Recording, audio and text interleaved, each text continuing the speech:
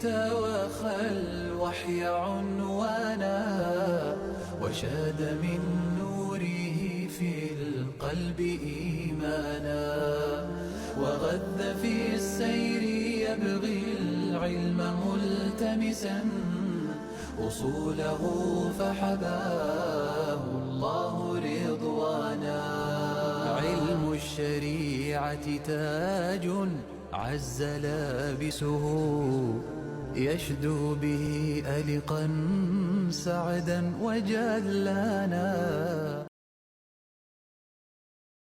السلام عليكم ورحمة الله وبركاته.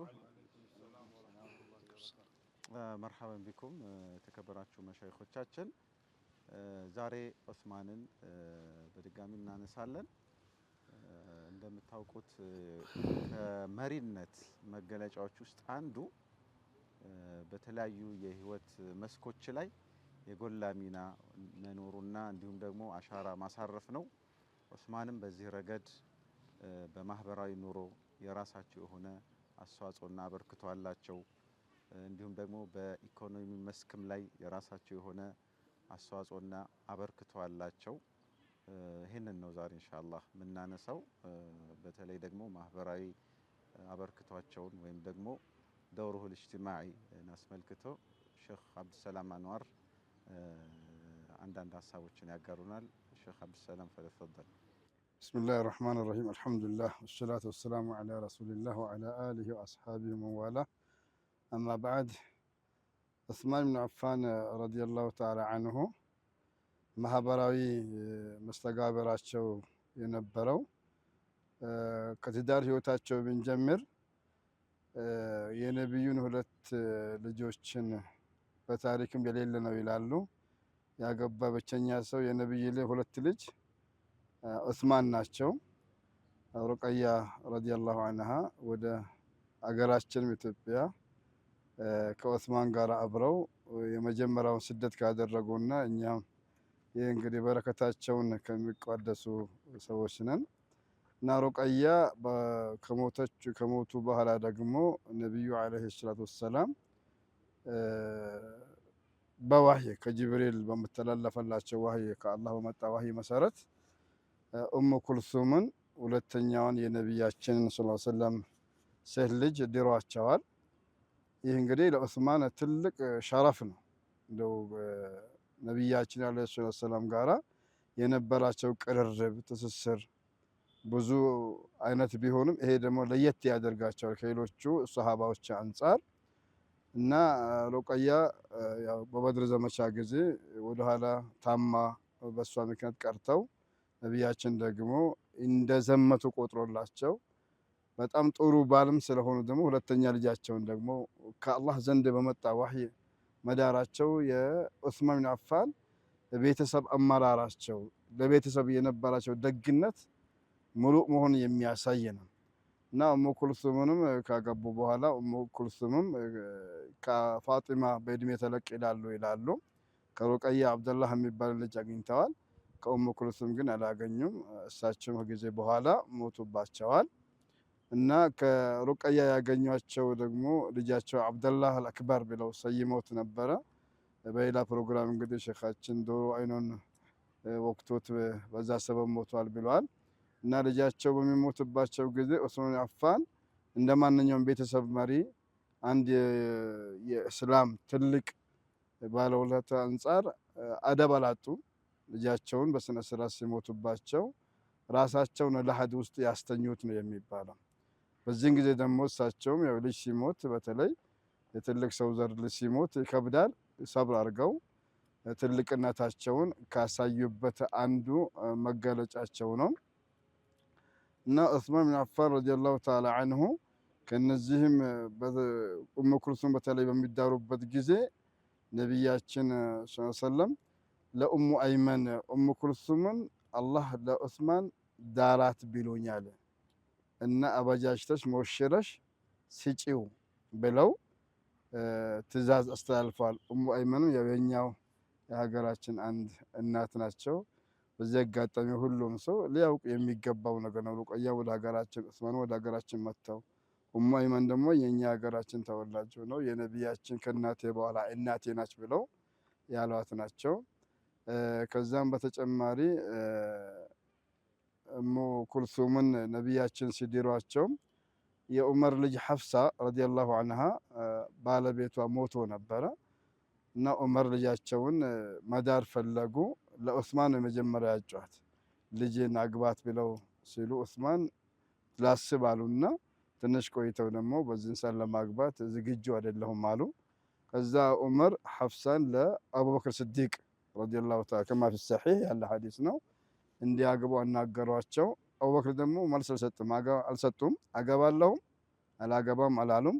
ዑመር ይሄ ትንሽ ያስቆጣኛል፣ ሆነ ውሳኔ የሌለው ነገር አንጠልጥለው ተውብኛሉ። መጨረሻ ላይ ነቢያችን ምን አሉ?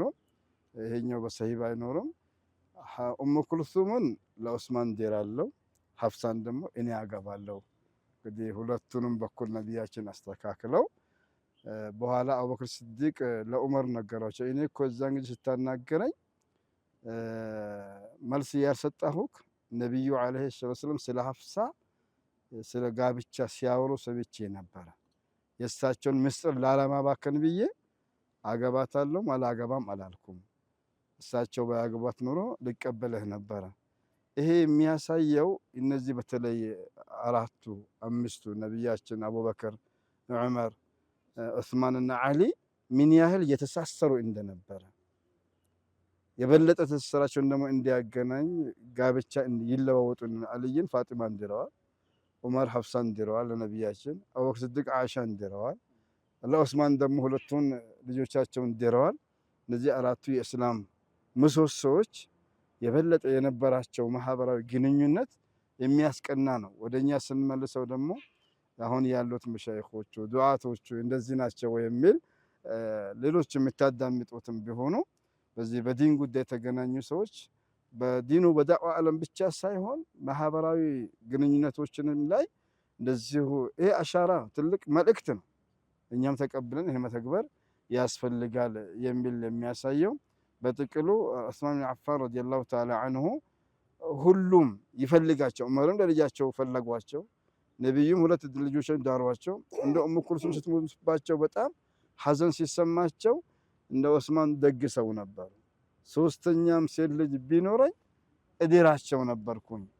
ኸይሩኩም ኸይሩኩም ሊአህሊ ብለው ነቢያችን ያስተማሩትን ከእናንተ በላጭ ለቤተሰቡ ጥሩ ነው የሚለውን በተግባር የተረጎሙ ትልቅ አርአያ የሆኑ የነቢያችን ባልደረባ ናቸው ማለት ይቻላል።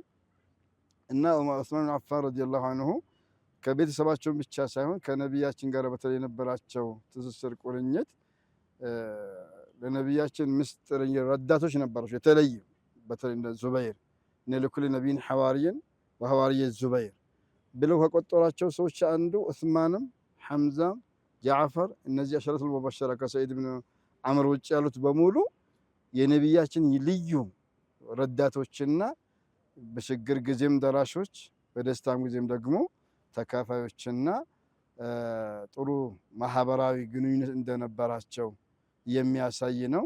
እኛም እንደ ሙስሊሞች ከጎረቤቶች ጋራ ከቤተሰቦች ጋራ በተለይም ደግሞ ከዲን መሪዎችና ከዑለማዎች ጋራ ያለን መስተጋብርና ጥሩ የሆነ ተሳትፎ ወሳኝ መሆኑን የሚያሳይ ነው። ዲን አልእስላም የእምነታዊ ብቻ መንፈሳዊ ብቻ ሳይሆን ማህበራዊም ጭምር የሚያስተሳስርና መንገዱን የሚጠርግ መሆኑን የሚያሳይ መስሎ ይታየኛል። ወላሁ አዕለም። በጣም ጥሩ ሹክራን። ዑስማን እንግዲህ በማህበራዊ ህይወታቸውም ይሳካላቸው ሰው ነበሩ ማለት ይቻላል። ጥሩ አባት እንደሆኑ እንዲሁም ደግሞ ጥሩ ባልም እንደነበሩና ለረሱልም ሰለላሁ ዐለይሂ ወሰለም ለሌሎችም ጥሩ አማች እንደነበሩ ማሳያዎችን ከሼክ አብዱሰላም ሰምተናል። ወደ ሼክ ሰዒድ መሐመድ ሙሳ እንመጣና በሌላ ደግሞ መልኩ በሌላ መስክ ላይ የነበራቸውን አበርክቶ ዑስማን ብን አፋን ረዲየላሁ አንሁ ኢኮኖሚያዊ አስተዋጽኦአቸውና ሚናቸውን አጠር አድርገው ይነግሩናል ኢንሻአላህ። ብስሚላሂ ረህማኒ ረሂም አልሐምዱሊላሂ ረቢል ዓለሚን ወሰለላሁ ወሰለም ዐላ ነቢይና ሙሐመድ ወዐላ አሊሂ ወሰህቢሂ ወሰለም። ክቡራትና ክቡራን ተመልካቾቻችን በዘንድሮው ቅንድል ፕሮግራም በታላቋ ከተማ በአባጅፋር ለኢስላም አለኝታ የነበሩ የኢስላምን ቅርስ ያቆዩን ኢስላምን ሲጠብቁ ለኢስላም ዘብ ቆመው የነበሩት አባጅፋር እሳቸው ከተማ ላይ እንገኛለን። ስንገኝም በጅማ ላይ ዘንድሮ የቅንድል ፕሮግራማችን በዑስማን ብን አፋን ታላቁ ሱሐቢ የአላህ መልእክተኛ ባልደረባ የነበሩት የአላህ መልእክተኛ እጥፍ ድርብ አማች የነበሩት ስለ ዑስማን ብን አፋን ነው የምናወራው። ዑስማን ብን አፋን ረዲየላሁ ዐንሁ ወአርዳህ የታላቅ ነጋዴ ልጅ፣ እሳቸውም ትልቅ ነጋዴ ነበሩ። በወቅቱና በሰዓቱ አንቱ የተባሉ ባለሀብት ነበሩ። ዑስማን ብን አፋን ገንዘባቸውን ሙሉውን በኸይር ላይ ያዋሉት ለራሴ ለነጌ ለትውልዴ ለልጆቼ ያላሉ ያላቸውን ገንዘብ ለኢስላም ያበረከቱ ኢስላምን የመሰረቱበት ረሱል ዓለይሂ ሰላቱ ወሰላም መዲና ላይ ሲሄዱ የመጀመሪያ ስራቸው ኢስላምን መመስረት ነው። የኢስላምን ዲን ምስረታ ላይ ነበሩና ትልቁ ምስረታ ኢኮኖሚ ያስፈልጋል። ያንን ኃይልና ጉልበቱ ነው ዑስማን ብን አፋን ኢስላምን ለመመስረት ትልቅ ውለታ የዋሉ ገንዘባቸውን ያበረከቱ ለአላህ የሰጡ ኢስላምን በእግሩ እንዲቆም ያደረጉ ታላቅ ጀግና ሱሐቢ ናቸው። የሰው ልጅ በባህሪው ገንዘብን ይወዳል ከዑስማን ውጭ ያለ። ዑስማን ግን አኺራን ነበር የሚወዱት፣ ኢስላምን የሚወዱ ነበሩ። ለዚህ ማሳያው ለገንዘባቸው አልሰሰቱም፣ ገንዘባቸውን አልቆጠቡም። ሙሉ ገንዘባቸውን ለኢስላም ነበረ ያዋሉት። ለልጆቼ ለቤተሰብ የሚል ነገር አልነበረም። ዑስማን ኸይረኛ ነበሩ። ዑስማን ለኢስላም የቆሙ ነበሩ። ዑስማን ረዲየላሁ ዐንሁ አርዳህ ገንዘባቸውን ለኸይርና ለኢስላም ከማዋላቸው መካከል ላብነት ያክል ትንሽ ነገሮችን ብንጠቅስ ረሱል ዓለይሂ ሰላቱ ወሰላም መዲና ሲሄዱ መዲና ላይ የመጠጥ ውሃ አልነበረም። የመጠጥ ውሃ እጥረት ነበረ። ያለችው አንድ ጉድጓድ ውሃ ነበረች። እሷም ደግሞ የአንድ ግለሰብ የግል ንብረቱ ነች። እሷን እየሸጠ ነው ያ ሰውዬ ቤተሰቡን የሚያስተዳድረው ህይወቱን ይመራ የነበረው። ሰውዬው ረሱል ዓለይሂ ሰላቱ ወሰላም የአላህ መልእክተኛ ጠየቁት። ሰውዬውን ጠየቁት፣ አንተ ሰውዬ የጀነት ምንጭ ሊኖርህ ይችን ውሃ ሽጥልን ሲሉት፣ አይ እኔ እኮ ለእኔና ለቤተሰቤ ሌላ ገቢ የለንም አለ። ገቢያችን ይሄ ነው። እሱ ዱንያ አሳዘነው፣ ዱንያ ፈለገ።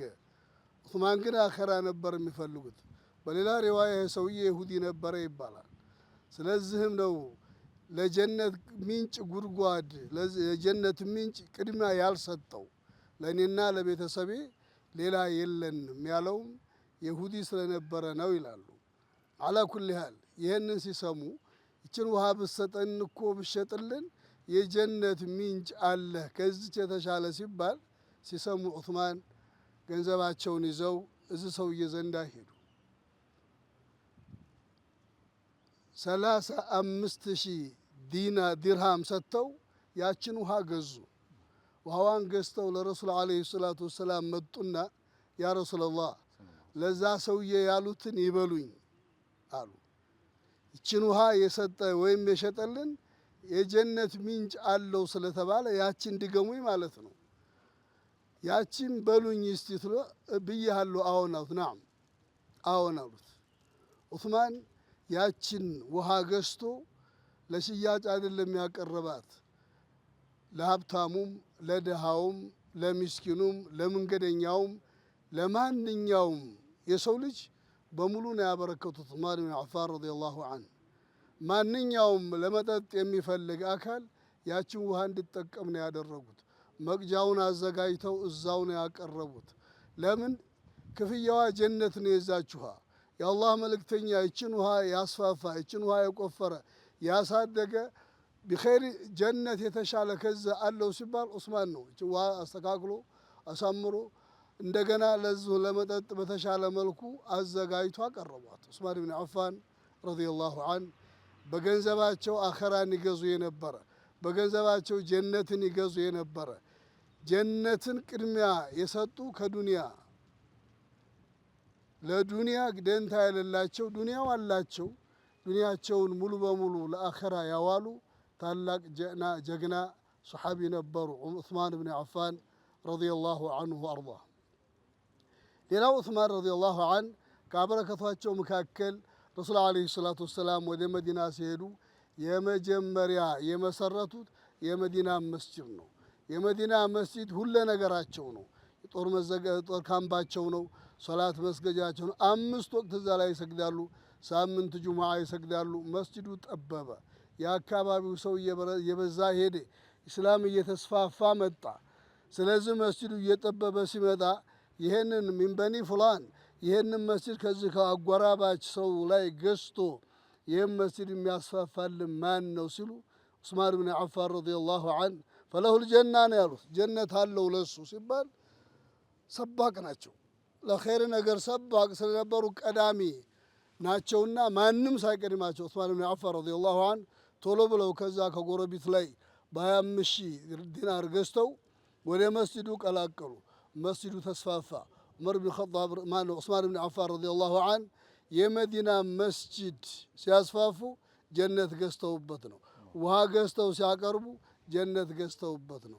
ሌላው ሶስተኛውና ሁለተኛ እንደ ባጭሩ የተቡክ አደገኛ የጀይሽል ዑስራን ሲያዘጋጁ ረሱል ዓለይሂ ሰላቱ ወሰላም አደገኛ ነው፣ መንገዱ ሩቅ ነው፣ በረሃ ነው፣ ፀሐያማ ነው፣ ውሃ የለውም፣ አደገኛ የነበረ ቦታ ነው። ቦታው በራሱ ጊዜውም አደገኛ ሞቃታማ የሆነ ሰዓት ነው፣ ሩቅም ነው። የሚፋለሙትም ከታላቅ ጀሽ ከሩሞች ጋር ነው።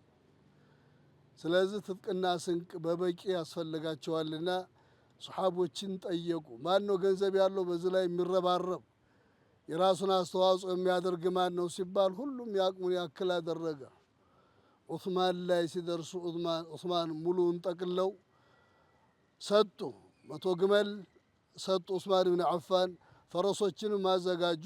ለዚህ ሁሉ የሚያስፈልገውን መሳሪያ በሙሉ ፈረሱን ለፈረሶቹ ለግመሎቹ የሚያስፈልገውን ኮርቻና ሌሎች ነገሮች በሙሉ አሟልተው ነው ዑስማን ብን አፋን ለረሱል ዓለይሂ ሰላቱ ወሰላም ኢስላም ምስረታ ጀባ ብለውና እስላምን ለመመስረት ጀነትን ገዝተው የነበሩ የኢስላም ባለውለታችን ዑስማን ብን አፋን ረዲየላሁ ዐንሁ አርዳህ ናቸውና ባጭሩ ይህን ይመስላል። ሰላሙ አለይኩም ወረሕመቱላሂ ወበረካቱ። ወአለይኩም ሰላም ወራህመቱላሂ ወበረካቱ። በነገራችን ላይ ያው የዑስማን ብን አፋን ወቅፍ አሁንም ድረስ አገልግሎት እየሰጠ ነው አይደለም። ስለዚህ አስቡት እንግዲህ ወደ ኋላ መለስ ብለን ከዛሬ 1400 ምናምን ዓመታት በፊት ለሙስሊሙ እንዲገለገልበት ለኸይር ስራ ወቅፍ ያደረጉት ንብረት አሁንም ኸይር ስራውን እየቀጠለ ሙስሊሙን እያገለገለና እየጠቀመ ነው ያለውና የዑስማንን አጅር አላህ ዘንድ የሚኖራቸውን ደረጃ ለማሰብ ይህንንም እንደ ትልቅ